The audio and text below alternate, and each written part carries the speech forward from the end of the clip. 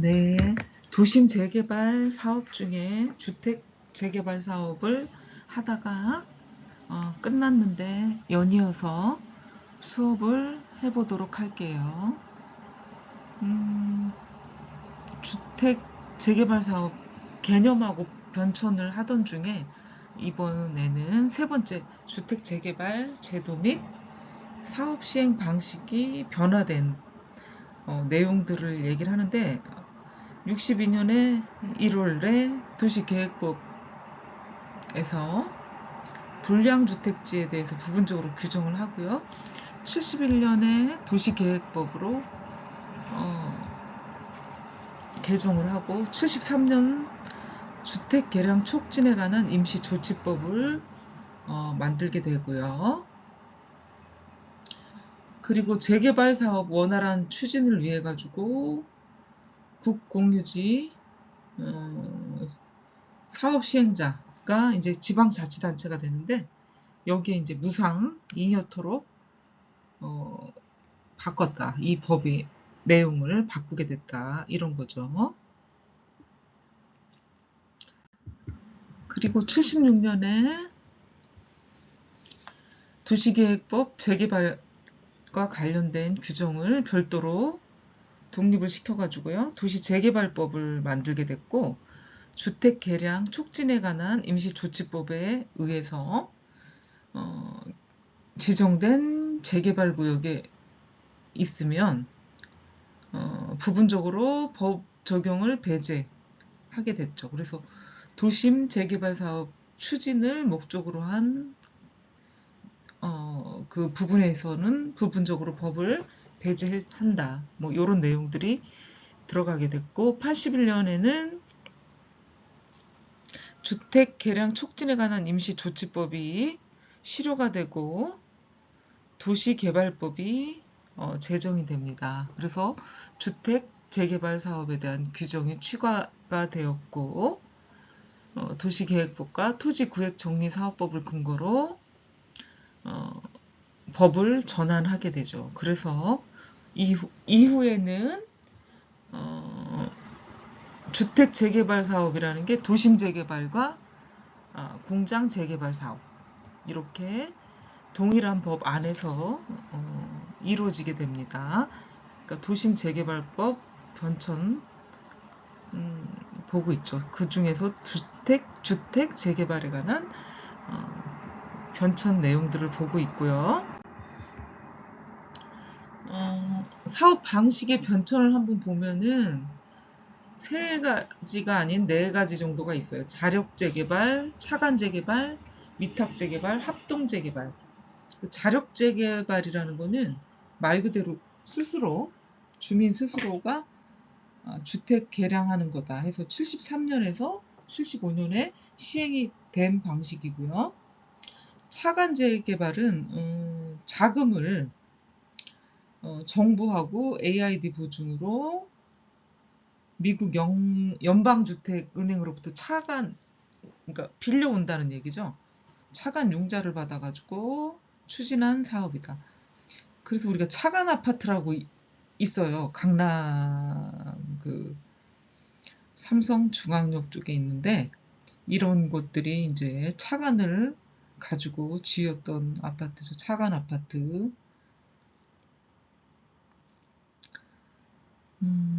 그리고 위탁 재개발이 있는데 이거는 소규모로 공동주택 개발을 하는 건데요.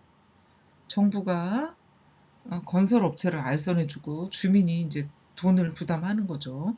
합동 재개발. 이거는 이제 이 사업은 1983년부터 시행을 했고 주민 건설업자 정부가 같이 참여해서 공동 이익을 추구하는 방식이 합동 재개발이 되겠습니다.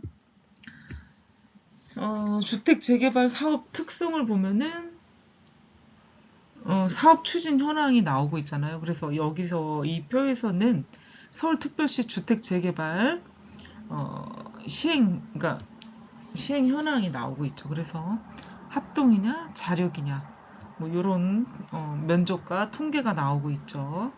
예, 요거는 이제 표를 여러분들이 보시면 되겠는데, 주로 이제 합동재개발이 구역수도 많고, 건수도 많고, 면적도 훨씬 크다. 건립 세대수도 한 10배 정도 많다고 봐야 되겠죠. 예, 그래서 합동재개발이 더 활발하게 이루어지고 있는 것을 표 통계로 우리가 볼 수가 있습니다. 사업의 어떤 효과와 문제점들을 볼 수가 있는데, 긍정적인 면과 부정적인 면이 있어요. 항상 동전의 양면과 같다. 긍정적인 면만 있을 수는 없고요. 또 부정적인 면만 있을 수도 없는 건데, 여기서 이제 무허가 주택을 2000년대 말쯤에는 거의 4만 동 수준으로 감소가 됐다. 23만 동에서 그럼 거의 한 19만 동을 없앴기 때문에 거의 다 없앴다고 봐야 되겠죠. 8, 90%는. 예, 이렇게 무허가 주택이 없어졌다. 그래서 불량 주택지를 새로운 주택 단지로 만들므로 인해 가지고 주거 환경 개선은 많이 됐다. 기존에 한 두세 배에 달하는 주택 공급을 했기 때문에 중산층의 주택난을 해소시켜줬다. 어느 정도는. 그리고 이제 공공뿐만 아니라 아까 합동 재개발이 많았다고 그랬잖아요. 그래서 민간 부분의 어떤 신규 주택 공급의 역할이 굉장히 컸었다. 그것과 더불어 도시 기반 시설 확충이 있었고요. 주거 환경 개선을 동시에 이제 개선했다는 게 긍정적인 평가를 받고 있는 거죠. 결국은 어두운 면과 밝은 면, 어두운 면이 희생을 했기 때문에 밝은 면이 생기게 됐다. 어떻게 보면 그렇게 볼 수가 있는 거죠. 조금 안타까운 현실인데 희망찬 미래를 생각하면은 또 어두운 면이 있을 수밖에 없는 게 현실의 한계다. 어떻게 보면 한계다라고 볼 수가 있겠죠. 사업의 효과가 이제 긍정적인 면이 있었던 것 반면에 이제 부정적인 효과가 있었는데,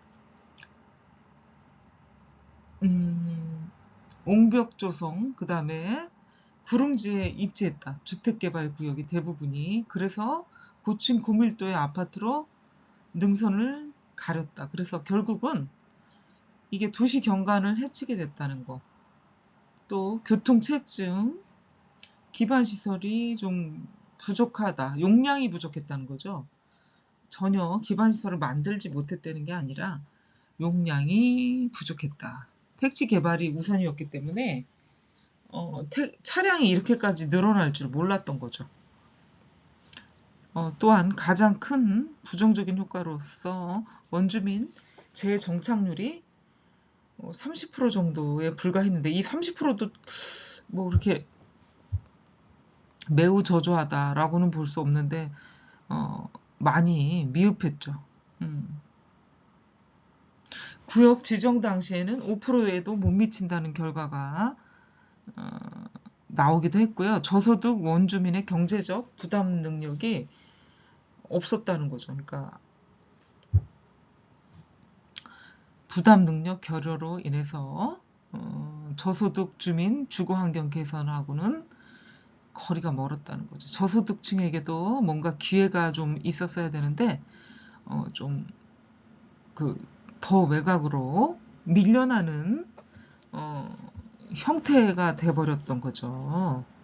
이런 사회적인 어떤 문제점이 100%좀 개선이 될 수는 없는 거죠. 어떻게 보면 개선이 됐으면 마음이 좀 좋았을 텐데 그렇지 못한 부분이 있었다. 아까 둥지 내몰림과 같은 얘기인 젠트리피케이션의 문제가 생기게 됐다. 이 부분에서도 주택 재개발에서 가장 많이 일어나고 또 상가 재개발 뭐 이런 데서도 많이 볼 수 있는 거죠. 그렇게 된 결과 원주민은 삶의 터전을 잃게 되고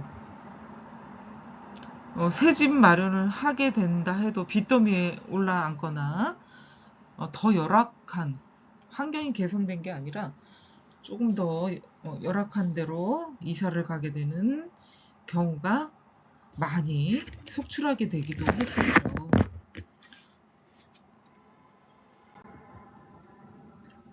그러면 주택 재개발 사업에 어떤 특성이 있게 됐죠. 특성.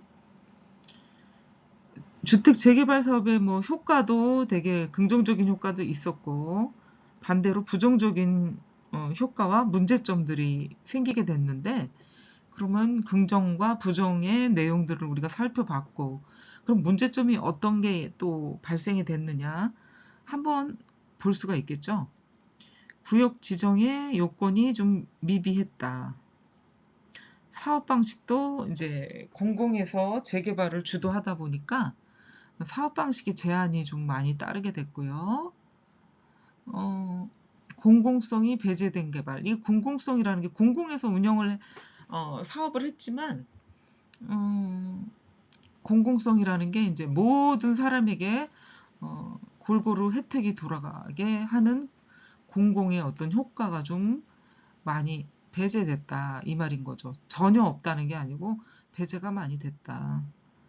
그리고 이 재개발, 재건축, 특히 재개발에 관한 전문성, 전문가들이 부족했고 좀 더 좀 디테일하고 전문가들의 어떤 수고가 많이 떨어졌다. 이 시대에는. 그리고 공급하는 업체, 특히 건설업체에 많이 의존하는 재개발 추진되었다.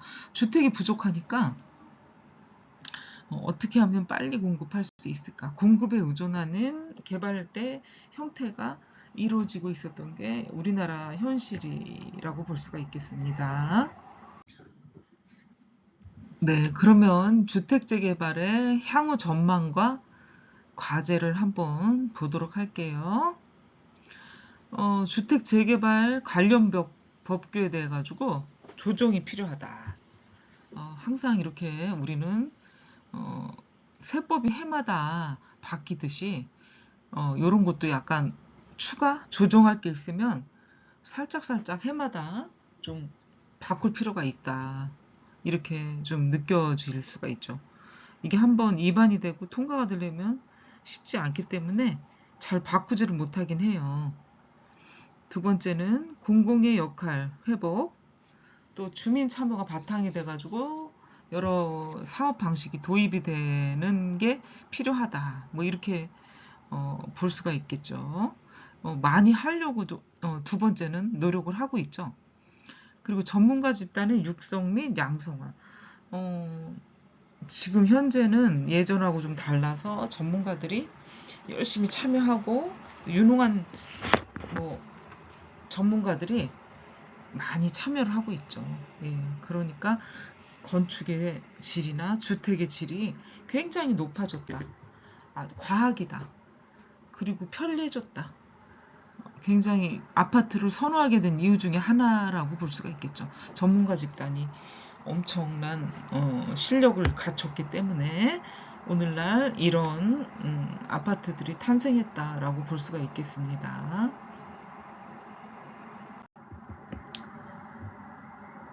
이제 세 번째가 주거환경 개선 사업이다. 도심 재개발 사업 중에 주거환경 개선 사업은요. 주택 재개발과 도시지역 집단 노후, 불량주거지의 어떤 문제 해결을 위해 가지고 나온 방법이 주거환경 개선 사업이다. 그러니까 너무 여기는 진짜 너무너무 열악해가지고 재개발 사업조차도 어려운 그 극빈계층 또한 불량촌 이런 곳을 개선해주기 위해서 환경을 개선해주기 위해서 공공이 주관이 되어가지고 시행하는 사업이 주거환경 개선 사업입니다. 도시 저소득 주민의 주거환경 개선을 위한 임시조치법에서 도시의 저소득 주민 밀집 주거지역의 주거환경 개선을 위해 가지고 필요한 사업이 되겠습니다. 공공에서 하는 사업, 복지 증진과 도시 환경 개선에 이바지함을 목적으로 한다. 이게 이제 법에 명시된 내용이라고 볼 수가 있겠습니다. 그러니까 재개발도 하지 못할 정도로 아주 열악한 환경이다. 이런 것을 공공이 주관하고 복지, 도시환경 개선에 이바지함을 목적으로 사업을 한다. 이렇게 볼 수가 있겠죠.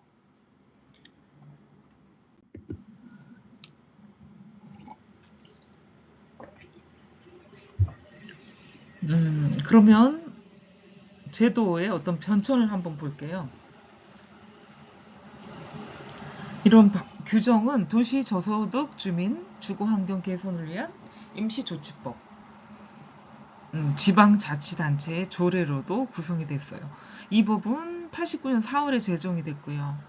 99년 12월까지 한시적으로 운영이 되었고 99년 12월 28일에 개정을 해서 사업 시행 기간을 2004년 12월 말까지 5년간 연장을 합니다. 서울시의 주거 환경 개선 사업 시행 조례는 90년 5월 제정이 돼가지고요. 현지 개량과 공동주택 건립 이런 사업 방식을 취하고요. 건축법 관련 법을 적용하고 사업 시행 및 잉여 토지 관리 처분 등을 정하고 있다. 이 법에서 주거환경 개선사업 시행 조례에서는요. 95년 5월에는 이 동조례를 개정해가지고 건축선의 지정 완화, 주차장 설치 기준 적용을 배제하기로 했고요. 97년 10월은 시행령을 개정해서 면적 1000제곱미터 이상의 지역도 지구 지정이 가능하도록 만들었고요. 92년 12월은 또 개정을 해서 사업 시행 기간을 2004년 12월 말까지 연장을 하죠. 연장. 그래서 슬럼화 방지를 위해서 건축 특례 기준을 일반 지구의 2분의 1까지 강화하는 조례를 개정합니다. 그래서 주거 환경 개선 사업의 어떤 변천사, 연장하고 이런 내용들이 많죠. 이게 한시적으로 끝나면 사업을 할 수가 없으니까 연장을 해가지고 사업을 진행을 하고 이렇게 하는 모습들을 볼 수가 있는 거죠. 주거환경 개선 사업의 사업 절차하고 내용들을 한번 보자면은 원래 그 시행자는 시장 군수를 원칙으로 하고 있고요. 공동주택, 부대시설 이거는 이제 필요하다고 인정이 될 때 주거환경 개선 사업을 하고 천재지변 뭐 이런 것들 때문에 긴급히 주거환경 개선 사업을 시행할 필요가 있다고 인정될 때 그리고 토지주택공사가 도시개발 사업을 목적으로 설립된 공법인이 시행자가 될 수가 있고 이 주거환경 개선 사업 시행 방식은 현지 개량 방식과 공동주택 건설 방식 및 복합 방식이 있습니다. 현지 개발 방식은 그 현지에서 직접 주민들이 하는 거고 공공주택 건설 방식은 공공에서 주택을 건설하는 거고요. 복합은 이제 요것이 합쳐진 게 복합 방식이다라고 볼 수가 있겠습니다.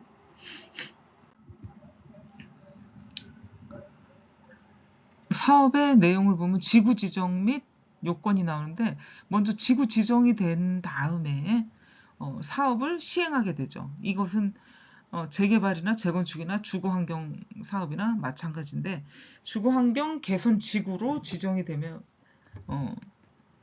이제 사업을 하게 되는데 이제 요건이 1985년 6월 30일 이전에 건축된 건축물을 대상으로 주거 환경 개선 지구를 설정하게 되죠.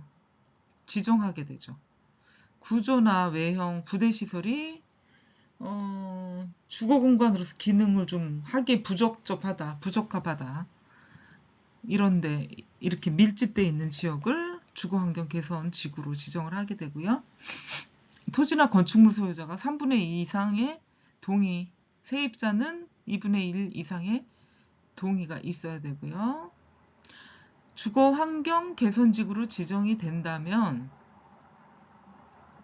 주거 환경 개선 계획 고시일까지 건축 허가가 제한되고요. 주거 환경 개선 사업 이외의 목적으로 양도나 매각이 안 된다.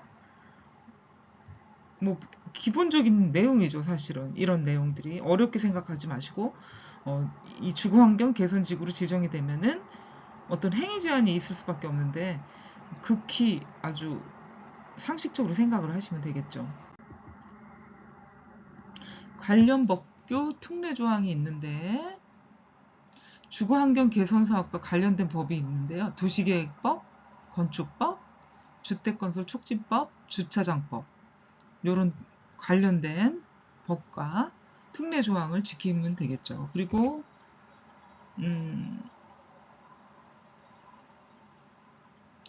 일반적으로 이게 이제 건축물에 대해서 건축 기준을 적용하면은 주택 개량이 어려워지기 때문에 마찬가지로 우리가 재개발, 재건축처럼 건폐율, 용적률, 대지 면적의 최소 한도, 건축물의 높이를 제한할 수가 있고요.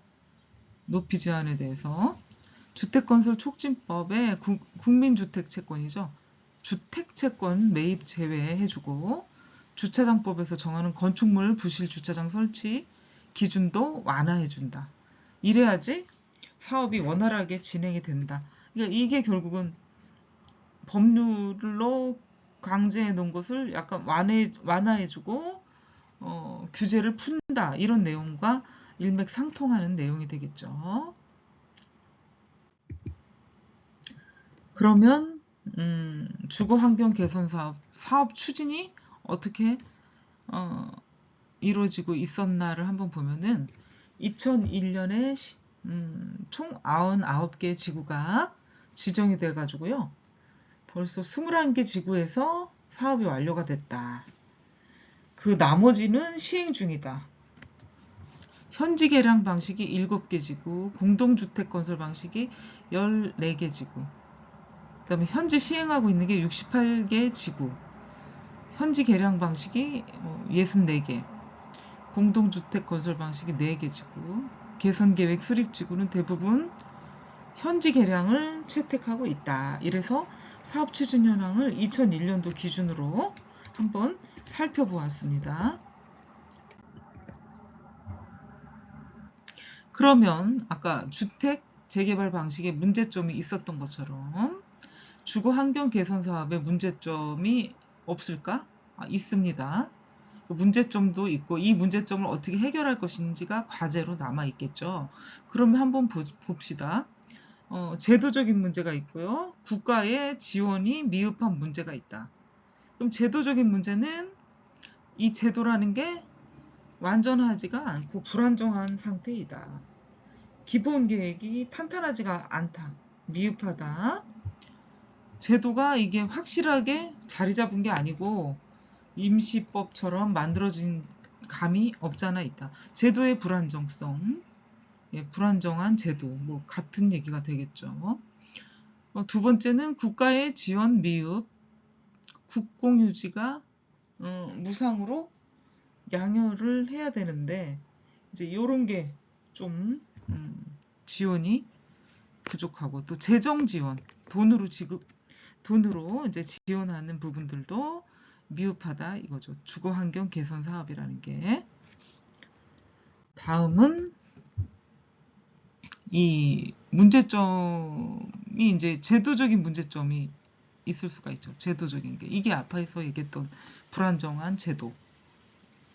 그러면 주거환경 계획 수립과 사업 방식 별로 문제점이 있죠. 현지 개량 방식, 공동주택 건립 방식. 현지 개량 방식은 너무 아주 작은 개발, 그다음에 주민들에게만 맡기니까 계획적인 개발을 할 수가 없다는 거지. 이런 것들이 있고요. 건축 행위에 대한 특례가 있어야 된다. 특례 제한 건축물 규모를 초과하는 경우만 신축 건물로 정의해야 하니까 훨씬 일반 지구에 비해서 많은 규모의 건축이 가능하고요. 증개축이 아닌 전면 철거 신축하는 경우도 특례를 적용받아서 건축을 하니까 세대수가 대폭 증가하는 결과를 초래하게 됩니다. 그래서 일반 지역과는 좀 다르게 열악한 환경이 조성이 된다. 그리고 화재나 어떤 재해에 취약한 문제점을 보이고 있고요. 이렇게 되다 보니까 상당수 지역이 완성이 되고 나서도 다시 재개발 지역 대상으로 될 것이 우려가 된다는 거죠. 재개발 대상 지역으로 될 것이 우려가 된다. 그러면 이제 주거 환경 개선 사업의 문제점들을 우리가 계속 봤잖아요. 그러면은 향후 전망이 어떻게 되나? 향후 전망과 과제를 한번 보도록 할게요. 굉장히 도시계획이나 도시 개발에서는 중요하다. 매우 중요한 부분이 아닐 수가 없다. 중요한 부분이라고 생각이 되는 부분이죠. 향후 전망을 보자면은 주거 환경 개선 사업이라는 게 계속 제도적인 결함이 있고 공공 부문의 지원이 좀 미흡하다. 그리고 제도 운영이 좀 부적정하다. 이런 문제점이 드러나기 시작을 했고요. 환경 개선, 과밀주택이 있는 곳의 환경 개선이기보다 열악한 환경으로 다시 슬럼화, 또 재해가 생길 우려가 다분히 있다는 거지. 그러니까 주거환경 개선 사업보다 재개발, 재건축이 오히려 나을 수도 있다 하는 얘기를 하고요. 극빈계층의 주거 안정 측면에서는 타 사업 방식에 비해서 실질적인 혜택은 별로 없다는 거죠.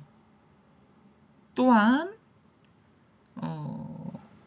원주민이 그렇기 때문에 원주민이 감당하기 어렵다. 뭐가? 부담이 있죠. 부담이라는 게 뭐 분담금을 내야 된다거나 이주를 해야 된다거나 그 주거 환경 개선에 그렇게 기여하지 못하는 부분이 있다. 부정적인 부분이 좀 많네요. 예, 그래서 주거 환경 개선 사업이라는 게 요 근래에는 거의 그냥 타이틀로 있긴 한데 재개발 재건축이 화두가 된다. 특히 재개발. 국공유지 불화 정책도 문제가 되고 제도의 어떤 획기적인 개선이 필요하다. 고려를 해봐야 된다 하는 문제가 있기도 합니다. 그래서 도심 재개발 사업의 향후 전망과 과제를 보았는데 그러면 앞으로 제도적인 보완을 어떻게 할 것인가 한번 보도록 하면은 도시 재개발 사업을 중심으로 하는 구조예요. 도시 재개발법이라는 게 도심 재개발 사업이라는 게 도시 재개발 사업을 중심으로 하는 구조이기 때문에 이를 수용하지 못할 때 별도의 임시조치법이기 때문에 이게 제도적으로 보완을 해야 된다. 여러 가지 문제점이 있으니까 저소득 주민의 어떤 주거 안정이나 그 주거 안정에 대한 역할을 제대로 하지 못하는 상황이 생기게 되는 거죠. 그러니까 주거 환경 개선 사업도 도시계획 사업으로서의 어떤 내용으로 갖추어서 추진해야 된다. 이렇게 보는 거죠. 법이 통합이 된다면. 그리고 공유지 장기 임대를 생각을 해줘야 된다. 주거환경 개선지구에서의 특례를 인정하는 거는요. 최대한의 임대 면적을 확보하도록 해가지고 임대 수입이 나와야 되고요. 그러면서 건축지의 부담을 좀 줄여줘야 됐다. 근데 그게 오히려 더 큰 부담으로 왔기 때문에 국공유지 장기 임대 전환이 필요하다. 이렇게 볼 수가 있죠. 주민 부담을 감소하게 해주고요. 쾌적한 주거환경 조성이 목적이 되겠습니다.